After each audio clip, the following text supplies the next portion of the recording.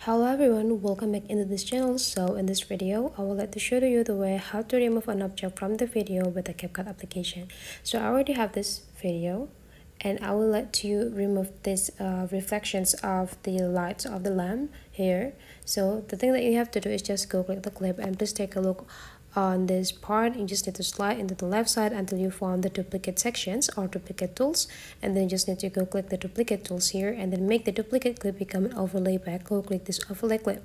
The next thing we need to do is just go drag this overlay clip so that they will have the same duration with the original clip. The next thing we need to do is just go click the overlay clip here, and then we need to find the mask tool down part here. We just need to slide into the left side until we find mask, and right after we found it, we just need to go click it. And now we just need to find the shapes that we want to isolate for the color. So let's say I would like to use this rectangle, and the next thing we need to do is just placing this square into the closest area with the object that we want to hide. And we can also adjust in the size by pinch with two of your finger into the inner part, and then you just need to place them into the nearest area with the object that you want to hide.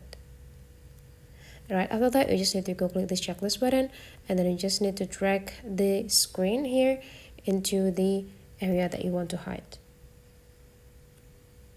And now it's hidden.